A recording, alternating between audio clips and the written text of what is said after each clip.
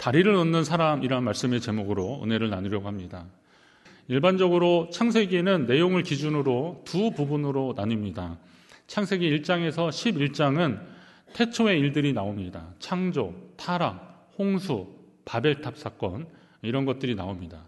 그래서 창세기 1장부터 11장까지는 그냥 원역사라고 그렇게 합니다. 원역사. 그 다음에 창세기 12장부터 50장까지는 우리가 잘 알고 있는 아브라함, 이삭, 야곱, 야곱의 이제 12아들들 이야기까지 다 해서 그래서 족장들이 나옵니다. 그래서 이거를 족장사, 족장 역사라고 그렇게 말을 하고 있습니다. 그래서 창세기 1장에서 11장까지의 원 역사와 그리고 12장부터 50장까지의 족장사가 이어지는데 이 두 부분을 자연스럽게 연결시켜주는 연결고리와 같은 그런 기사가 오늘 우리가 읽은 창세기 11장 27절부터 32절까지의 말씀입니다. 여기에는 우리가 익숙한 아브라함 이런 사람도 사레 이런 사람도 나오지만 우리가 그동안 약간 좀 잘 몰랐던 아브라함의 아버지 데라라고 하는 사람의 이야기를 우리가 볼 수 있습니다. 오늘은 저는 데라를 이야기하려고 하는 겁니다. 원 역사와 족장 사이에 있어서 연결시켜주는 역할을 하는 사람이 바로 이 데라이기 때문에 그렇습니다. 오늘 하나님께서 이런 연결시켜주는 역사들이 분명히 있습니다. 여러분들은 어떤 연결시켜주는 역사를 하시려고 합니까? 하나님이 은혜 주셨을 때, 하나님 주신 능력 주셨을 때 그걸 가지고 어떻게 하든 연결시켜주는 그런 귀한 사명도 더 잘 감당하시기 바랍니다. 우선 데라의 족보를 한번 보겠습니다. 창세기에서 족보 얘기 안 하면 서운합니다. 창세기는 계속 족보가 계속 나옵니다. 물론 중간중간 족보 이야기들이 많이 나오지만 창세기는 아담과 하와 그리고 가인, 아벨 그리고 나중에 낳은 셋서부터 시작해서 쭉 족보 이름들이 쭉 나옵니다. 이후에 에녹, 무드셀라, 라멕, 노아 이렇게 또 족보 이야기가 계속 나옵니다. 그리고 계속 이름이 나오다가 오늘 제가 말씀드린 아브라함의 아버지 데라의 이름이 또 나옵니다. 데라가 중요한 것은 노아의 홍수 이후에 이 노아의 아들들 이 셈과 함과 야벳이 있었는데 지난주에 말씀드렸잖아요. 근데 이 셈의 후예들이 쭉 나옵니다. 이름이 쭉 나오는데 데라에서 잠깐 멈추고 그의 아들들의 이름 3명이 나오는 겁니다. 그러니까 셈부터 이 데라까지는 그냥 누구 이렇게 계속 이름이 계속 이어지고 있습니다. 누구는 누구를 낳고 누구는 누구를 낳고 이렇게 이어지다가 데라에 와서 세 아들의 이름이 나오는 겁니다. 둘째나 셋째 되신 분들은 서운할지 모르지만 그냥 첫째나 중심으로 어떤 장자나 하여튼 이런 믿음의 계보를 잇는 사람들의 이름을 중심으로 쭉 누구는 낳고 이러다가 데라 때에서 3명의 아들의 이름이 다 언급되고 있습니다. 이거는 우리의 감으로 본다면 이거 뭐가 있다는 겁니다. 예수님의 족보 얘기 나올 때도 누구 넣고 막 그러다가 여인들이 잠깐 나오잖아요. 그거는 하나님의 구속사에 있어서 뭔가 좀 말씀하시려고 하는 겁니다. 라헬이나 이런 여인들, 다말이나 이런 여인들 나오는 거는 하나님이 그런 속에서도 하나님의 구속사는 계속되고 있다라는 그 하나님의 뜻을 나타내는 것처럼 이 데라의 아들들의 이름이 셋이 나오는 것도 뭐가 있다는 것입니다. 한번 따라하겠습니다. 뭐가 있다. 네, 그럼 그게 뭘까요? 우리가 원역사와 족장사로 이어지는 과정에서 아브라함에게 주목하느라 상대적으로 이 데라에 대한 연구가 좀 부족하긴 합니다. 데라는 이스라엘 민족들 사이에서는 아브라함의 아버지로서 유명한 사람입니다. 춘천이 낳은 아들 손흥민 선수의 아버지 이름이 뭔지 아십니까? 네, 데네이시잖아요. 아시는 분들은 알 겁니다. 자, 유명한 사람이 있으면 그 사람 아버지가 누군가 좀 궁금해하기도 하는 겁니다. 이스라엘 민족의 믿음의 조상이었던 아브라함의 아버지는 도대체 누굴까라고 사람들은 궁금해하는 겁니다. 데라가 그렇게 나오는데요. 그래서 사람들은 아브라함의 아버지가 데라라는 것을 이스라엘 민족들은 거의 대부분 알았습니다. 여호수아 24장 2절에 보면 여호수아가 그런 얘기 하잖아요. 정복정리 다 끝나고 나서 그들에게 이런 말을 오직 나와 내 집은 여호와를 섬기겠다 이런 말씀할 때 그럴 때 이제 너희가 옛적에 너희 조상들 곧 아브라함의 아버지 나홀의 아버지 아브라함과 나홀은 형제니까 데라가 강 저쪽에 거주하며 다른 신을 섬겼지만 이런 이야기들 할 때 여기에서 아브라함의 아버지 데라 이름이 나오는 겁니다. 강 저쪽이라는 것이 요단을 건너왔기 때문에 요단강 저쪽인가라고 하지만 뭐 지리적으로 보면 맞기도 하겠지만 이건 유브라데 강, 그러니까 메소포타미아에 있는 그쪽 강을 말하는 겁니다. 그러니까 데라는 그쪽 전부터 다른 신을 섬겼던 사람이라고도 알려져 있습니다. 전설에 의하면 데라는 갈대아 우르에서 우상을 만들어 팔던 일을 했던 사람입니다. 셈의 후손에서 이스라엘, 유다지파, 다윗 왕자, 다윗 왕조, 예수 그리스도 이렇게 해서 구원의 역사가 이루어지고 있는데 셈의 후손 중에서 우상을 만들어서 판 사람이 나왔다는 게 이게 이해가 안 됩니다. 저도 그래서 학생 때 데라가 뭐 했다는 얘기는 거의 없으니까 근데 이제 이렇게 전설에 의해서 이어지는 거잖아요. 그래서 저는 이게 우상을 만들어 파는 거하고는 매치가 안 돼서 데라가 우산 장사한 줄 알았어요. 설마 뭐 아브라함의 아버지가 우상을 만들었겠냐, 우산을 만들었겠지 그렇게 생각했는데 아니에요. 저의 생각이 틀렸습니다. 우상을 만들어서 팔았던 겁니다. 조금 어색해요. 아니 다른 사람도 아니고 믿음의 조상 아브라함의 아버지가 우상을 만들어 팔았다니까 이상합니다. 하지만 하나님을 알지 못하는 사람들의 결국은 분명하더라고요. 보니까 이 노아의 후손들 중에 셈의 후손들이 지금 이쪽 지역으로 간 건데 그곳에서 하나님을 알지 못하니까 결국은 자기의 옳은 대로 살게 되는 거고 그리고 먹고 살기 위해서는 아니면 또 자기의 삶을 영위하기 위해서는 우상을 만들어 파는 그런 일도 있었던 겁니다. 아브라함과 사례 이야기를 하겠습니다. 데라에게 세 아들이 있었다 그랬잖아요. 아브라함과 나홀과 하란입니다. 어떤 책에서는 조카 롯 때문에 이 하란이 아들이 그러니까 하란의 아들이 롯이니까 아마 하란이 좀 나이가 더 많고 형이었지 않겠는가 그러는데 성경은 기록 순서대로 출생 순서대로 이름을 기록하는 그런 방식들이 있어요. 그러다 보니까 하란은 막내라고 보는 게 맞습니다. 그래서 아브라함, 나홀, 하란 이렇게 순서가 되는 겁니다. 그런데 하란이 아버지와 형들보다 먼저 죽더라고요. 막내로 태어났지만 먼저 하나님의 부르심을 받습니다. 이유가 뭔지는 정확히 나오지 않지만 분명한 것은 올 때 순서와 갈 때 순서가 같지 않다는 거예요. 저는 이 부분만 보더라도 우리가 하나님 앞에 교만하면 안 되겠다. 더 겸손해져야겠다. 그런 마음이 들었습니다. 그 어떤 사람도 자기 인생을 장담할 사람이 없습니다. 잠언 27장 1절에 보니까 너는 내일 일을 자랑하지 말라 그럽니다. 하루 동안에 무슨 일이 일어날지 모른다고 그렇게 말씀하고 있습니다. 이게 경고의 말씀이고 심판의 말씀 같은데 그게 아니고요. 너 자신을 오늘 주어진 상황들을 감사히 여겨라 라고 하나님 우리에게 주시는 말씀으로 받아들이면 더 은혜가 있는 겁니다. 아브람과 나홀이 장가를 들었습니다. 아브람은 자녀가 없는데 나홀은 하란에 그때까지는 이제 아직 자녀가 없잖아요. 이삭이 나지 않을 때니까 이스마엘도 나지 않을 때니까. 근데 나홀은 하란의 딸 밀가와 결혼해서 자녀를 낳게 됩니다. 이거 조금 이상합니다. 족보가 막 꼬여요. 그렇지만 이게 그 당시에 혈통을 중시했던 족장 시대였기 때문에 이 정도가 이제 허락됐다라고 좀 받아들이시면서 말씀을 보시면 좋습니다.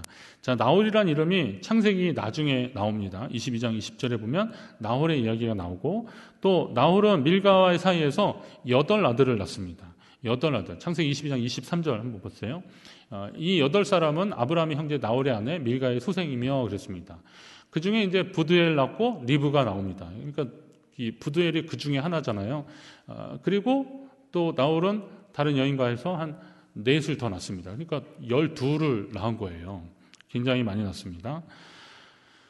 창세기 24장에 보면 아브라함이 훗날 그의 종 엘리에셀을 불러서 내 고향 동네에 가서 이삭을 위한 며느리감을 데려와라, 아내를 데려와라 부탁을 할 때 그때 간 곳이 어디냐? 이 메소포타미아 지역에 나홀성이라는 곳에 가게 됩니다. 그럼 이제 나홀성이라는 자기 이름, 나홀이 자기 이름을 가지고 성이 있었다는 것은 나홀은 그 당시에 꽤 또 영역을 넓히고 번성했다는 것을 또 알 수 있습니다. 자, 여기서 주목할 것은 세 아들 중에서 유독 아브라함의 이름이 계속 등장하는 것이죠. 하나는 좀 일찍 죽었기 때문에 뭐 잠깐 그럴 수 있지만 지금 보면 나홀성이 생길 정도로 그의 아들도 많고 그리고 자기 삶의 영역이 넓은데 그러나 나홀보다는 아브라함의 이야기가 더 많이 나오는데 하나님의 뜻이 있는 겁니다. 우선 아브라함이 그의 아버지 데라하고 살고 있었던 갈대아 우르 지역이 어떤 지역이냐? 우리가 알고 있는 이제 문명의 발상지 메소포타미아 문명의 아주 핵심입니다. 1922년에서 한 34년 사이에 미국과 영국의 그 공동 조사단이 이쪽 지역을 발굴했는데 그 어떠한 메소포타미아 문명의 발굴 중에서 이 갈대아 우르만한 곳이 없었다 이렇게 말할 정도로 이 우르 지역이 굉장히 발전된 곳이라는 것을 역사적 고증을 통해서 확인되고 있습니다. 자, 그럼 이러한 역사적 고증으로 추측해 보건대 아브라함도 역시 그 문화가 고도로 발달한 우르 지역에서 살았던 사람입니다. 부유한 시민들 중에 한 사람입니다. 분명한 문명 교육을 잘 받았던 사람입니다. 아브라함이 좀 존귀한 자라는 것을 또 추측해 볼 수 있는 게 뭐냐면 그의 아내 사레 때문에 그런데요. 이 사레라고 하는 이름의 뜻이 공주, 왕비, 이런 존귀한 여인한테 붙여지는 이름입니다. 그러면 그런 존귀한 여인과 결혼할 정도의 사내라면 어느 정도 넉넉한 집안의 아들이라는 것을 알 수 있습니다. 그러니까 데라도 넉넉한 집안이었고 아브라함도 그렇다는 겁니다. 우리가 보통 알기에 아브라함 하면은 뭐 그냥 가나안 땅에 살다가 어려우니까 막 여기저기 다니고 안 되면 애굽으로 내려갔다가 아내를 누이라고 속이겨서 망신당하고 다시 올라오고 뭐 그런 사람 정도로, 그러니까 어떤 유목민 정도로 생각하는데 아브라함은 원래 그런 사람은 아니었다는 거죠. 고도로 발달된 문명 도시에서 부유하게 잘 살고 있었던 그런 사람이었다는 겁니다. 근데 이런 사람이 그 우르 지역을 떠나서 낯선 곳으로 떠난다는 거, 이것은 그의 아버지 데라에게서부터 시작된 것인데요. 함께 갔잖아요, 하란까지. 그것만 보더라도 하나님의 특별한 계획과 섭리가 있다는 것을 또 보게 되는 것입니다. 데라 가족이 갈대아 우르에서 하란으로 출발했습니다. 이렇게 모든 것을 갖추고 아쉬울 것이 하나도 없던 그런 상황에서 살던 데라가 가족들을 데리고 갈대아 우르 지방을 향해서 출발합니다. 데라가 왜 갈대아 우르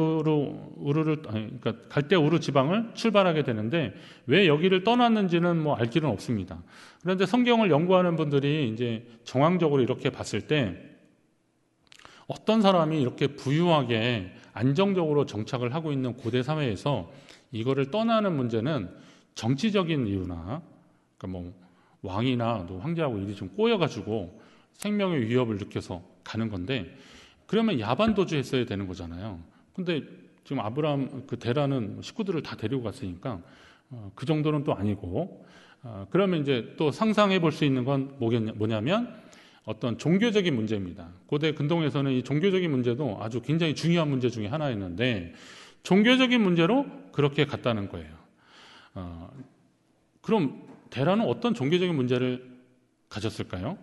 신명기 4장 28절에 보면 모세가 백성에게 얘기하는 겁니다. 이게 신명기서가 이제 출애굽 막판이잖아요. 그리고 가나안 땅 들어가기 전에 모압 평지에서 백성들 모아놓고 모세가 이야기를 하는 거예요.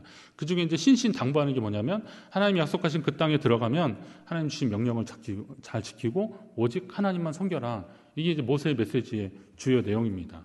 그리고 그간에 있었던 일들을 다시 한번 상기하면서 우리가 하나님 백성됨을 잊지 말아라. 우리의 정체성을 확인해라. 이런 내용이 신명기 내용인데 그때 모세가 초반에 이야기하는 게 뭡니까? 너희는 거기서 사람의 손으로 만든 바 보지도 못하고 듣지도 못하며 먹지도 못하며 냄새도 맡지 못하는 목석의 신들을 섬기리라. 하나님을 떠나면 너희는 거기 가서 그런 우상들을 섬기게 될 것이다 라고 이런 반어적인 표현을 하는 거죠. 너희가 하나님을 섬기지 않으면 보지 못하고 먹지 못하고 듣지도 못하고 냄새도 못 맡는 그런 목석으로 만든 그런 신상이나 섬기고 살게 될 것이다. 이렇게 이야기하는 겁니다. 너희가 정말 그렇게 살겠느냐? 그러니 어떻게 해야 돼요? 오직 하나님만을 섬기라 라는 겁니다. 결정적으로 그 우상과 신상을 직접 손으로 만든 사람은 그게 가짜라는 걸 아는 거죠. 그런 가운데 그로서는 알 수 없는 강력한 영적 존재의 이끄심을 받는 것입니다. 그래서 가족들을 데리고 갈대아 우르를 떠나는 거죠. 그리고 가나안으로 가겠다는 겁니다. 원래 그의 목표가 가나안이었다는 것을 우리가 한번 잘 보셔야 됩니다. 그렇다면 가나안을 향한 하나님의 특별한 계획과 섭리가 있잖아요. 그렇다면 데라도 역시 하나님의 감동이라고 볼 수 있는 겁니다.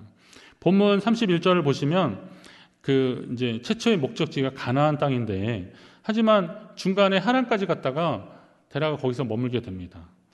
메소포타미아 남부에 있던 우르에서 가나안까지 가기 위해서는 크게 두 가지 경로가 있습니다.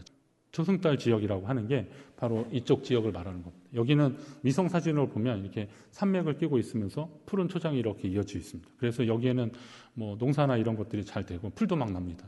그런데 우루에서 횡으로 이렇게 수리아라고 써 있는 그쪽 지역인데, 이쪽 지역을 이렇게 가로질러 가는 건 여기는 아라비아 사막입니다.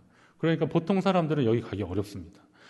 데라가 가족들, 식소들을 다 데리고 간다면 이 길은 가지 않는 거죠. 그러니까 결국 어떻게 해요? 이 유브라테스강, 그러니까 유브라데 강을 쭉 떠나서 위로 올라가게 돼서 하란까지 갔다가 거기서 이제 밑에 지역으로 내려가는 가나안까지 가는 건데, 문제는 이제 데라의 나이가 많고 그리고 힘이 빠져서 205세. 당시의 나이 사람들보다 조금 더 살긴 살았어요. 노아 홍수 이후에 사람들의 수명이 확 줄어들었는데 많이 살았어요. 그러나 하여튼 205세에 생을 마감하게 됩니다. 그리고 성경에서 다 이름이 언급되지 않았는데 그 나홀도 함께 갔을 거라고 한번 생각을 해보는 거죠. 이게 왜 그러냐면 아브라함, 사레, 롯이 그 구속사에 있어서 굉장히 중요한 역할을 하기 때문에 그 이름들이 계속 나오고 있지만, 아까 말씀드렸던 나홀 성이 그 우르 옆에, 우르가 아니라 그 하란 옆에 있었거든요. 그리고 엘리에셀이 거기 가서 그 리브가를 데려온 것을 보면 그도 역시 갔는데, 그렇다면 여기에서 보면 어떻게 된 거예요? 하나님의 구속사 가운데 있는 사람들을 하나님이 더 소중하게 여기시는 거죠. 자손이 아무리 많아도, 자녀가 아무리 많아도 하나님의 구속사에 들어간 사람들을 하나님이 좀 기억하시고 그들을 사용하시는 거죠. 우리가 재물이 아무리 많아도, 우리가 아무리 재능이 많고 아무리 뭐 관계가 좋고 아무리 명예가 높다 하더라도 하나님 뜻 가운데 있는 사람들을 하나님이 더 주목하신다는 사실을 기억하시기 바랍니다. 아니, 하나님이 차별하시겠나? 아니, 차별의 문제가 아니에요. 하나님의 필요한 부분들을 사용하시려고 하면 어쩔 수 없는 선택들이 있는데, 그럼 이왕이면 하나님께 부르심을 받는 존재들이 얼마나 귀한 자들이겠습니까? 아브라함과 사레와 그리고 또 롯은 또 나중에 딴 길로 갔지만 그래도 하나님의 그런 부르심의 예정들이 분명히 있었던 겁니다. 이처럼 족장시대에 자신이 원래 살던 익숙한 곳을 떠나서 낯선 곳으로 간다는 것은 보통의 결단으로 되지 않는 것입니다. 누군가는 시작해야 되는 겁니다. 그 시작을 아버지 데라가 지금 하게 된 겁니다.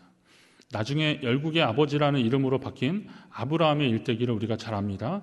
그러나 제 아무리 아브라함이라 하더라도 하나님과 연결되기 위해서는 그 하나님과의 사이를 연결시키는 존재가 필요하다는 겁니다. 그래서 데라를 다리를 놓는 사람이라고 제가 제목을 붙여서 함께 말씀을 나누는 겁니다. 데라는 아브라함, 더 멀리 보면 그의 후손들, 그들을 하나님 사이로 이어주는 그런 다리가 되었던 겁니다. 그의 결단과 용기 있는 실천이 없었다면 그의 아들 아브라함은 갈대아 우르 지역에서 그냥 아버지를 이어서 우상 만들고, 그래서 그걸 돈을 벌면서 그렇게 편안하게 살았는지는 모르겠지만 믿음의 조상과는 거리가 멀었을 겁니다. 오늘 우리 인생에도 데라와 같은 믿음의 결단이 필요합니다. 익숙한 것과 이별하는 것은 쉽지 않습니다. 그러나 하나님의 일을 하기 위해서 익숙한 것과 이별하라고 하는 하나님의 감동이 있으면 우리는 그거 한번 실천해 봐야 됩니다. 언제 한번 제가 그런 훈련 받다가 재미있는 상상을 해봤는데, 익숙한 것과 이별하라 그래가지고요, 제가 왼손으로 양치질을 한번 해봤어요. 오른손으로 계속 하다가 왼손으로 해봤는데 왼손으로 양치하니까요 막 찍히고 막 그러더라고요. 그거 하나도 제가 힘든 게 우리더라고요. 여러분 삶에 있어서 하나님이 기뻐하시는 삶을 위해서 익숙한 것과 이별하는 훈련을 한번 해보십시오. 그렇기 때문에 그런 상황들이 쉽지 않다는 것을 알기 때문에 이 데라의 그 결단이 얼마나 중요한 것인지 알 수 있습니다. 데라는 비록 노년의 때라도 배부른 우상쟁이의 삶보다는 영적인 순례자의 삶을 선택했던 것입니다. 그는 계속 우상을 만들어서 사람들에 팔았으면 그냥 먹고 살았을 거예요.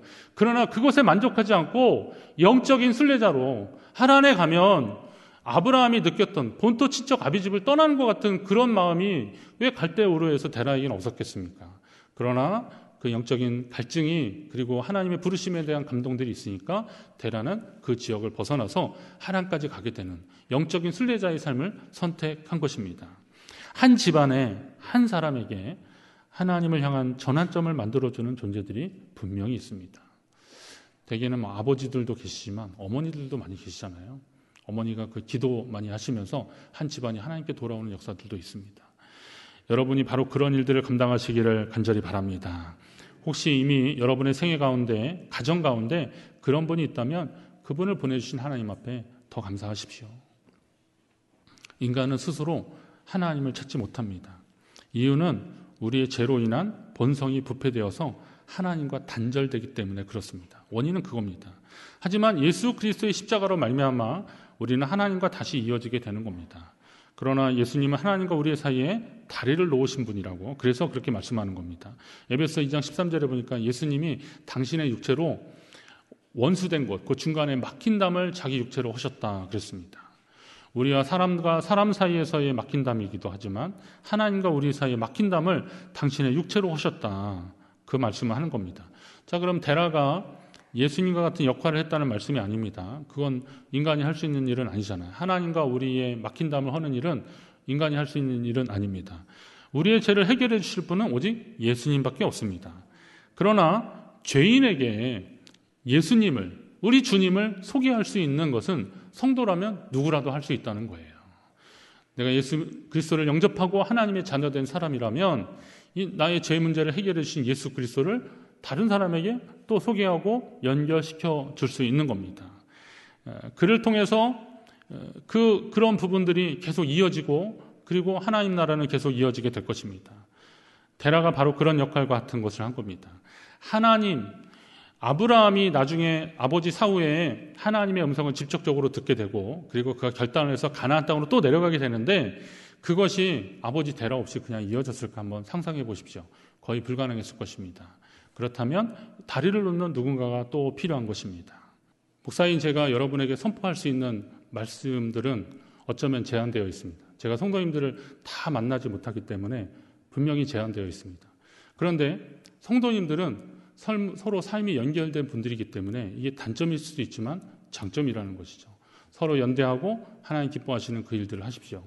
이번 주간에 제가 어느 목사님 설교를 통해서 두려움을 극복하는 방법, 이동호 목사님 설교를 제가 연구를 했는데, 거기 보니까 두려움을 극복하는 3가지 방법이 있더라고요. 첫째는 공동체성을 회복하라는 겁니다. 두 번째는 예배를 회복하라, 세 번째는 감사를 회복해라. 근데 제가 마음이 제일 꽂혔던 것은 공동체성을 회복해라. 우리가 하나님 안에서 같이 연대하라는 겁니다. 에스라서 말씀에서 보면 하나님의 말씀이 전해질 때 그들이 서로 말씀을 듣고 변화되었습니다. 느헤미야서도 보면 수문학 광장에서 하나님 말씀이 선포될 때 백성들이 우리가 하나님의 말씀을 듣겠나이다, 그렇게 살겠습니다 라고 고백했더니 거기에 변화가 있었고 능력이 나타날 것입니다. 말씀 축제를 통해서도 하나님이 그렇게 하실 줄로 저는 기대하고 있습니다. 하나님이 예배하신 분들을 통해서 전해주실 것입니다. 제가 지금 이렇게 말씀을 전하는데 저보다 좀 더 새로운 관점에서 말씀을 보는 탁월한 분들이 한번 말씀을 전할 때 새로운 말씀에 도전을 한번 받고, 그리고 또 하나님 앞에 함께 나가는 노력들을 해보시자는 거예요. 온라인으로도 참여하십시오. 함께 하십시오. 그럴 때 하나님이 역사하실 것입니다. 그리고 우리가 잡은 이 손을 끝까지 잡고 가십시오. 연대하십시오. 내가 어려웠던 문제들 나도 이렇게 했으니까 너도 한번 해봐라, 이게 아니라 우리 함께 하자라고 이야기해야 됩니다. 그리고 이 어려운 칠흑 같은 터널을 우리는 함께 나가야 됩니다. 코로나19에 대한 이후에 대한 이야기들을 우리가 많이 하고 있는데, 우리는 솔직히 이후에 대한 이야기보다는 현재 어떻게 살 것인지를 더 중요하게 생각해야 됩니다. 교회는 이런 부분에 대해서 하나님 앞에 믿음으로 집중해야 되는데, 어떤 요행을 바라거나 아니면 그냥 예전에도 그랬으니까 그랬을 것이다 라고 하는 관행적인 것을 바라기보다는 오늘 내게 주신 하나님의 말씀으로, 그 위로와 힘으로 다른 사람에게 또 다른 다리가 되어주는 그런 삶을 감당하는 저와 여러분 되시기를 바랍니다. 그렇게 될 때 하나님 우리 가운데 역사하실 줄로 믿습니다. 하나님 우리 모두를 통해서 하나님 나라를 만들어 가실 줄로 믿습니다.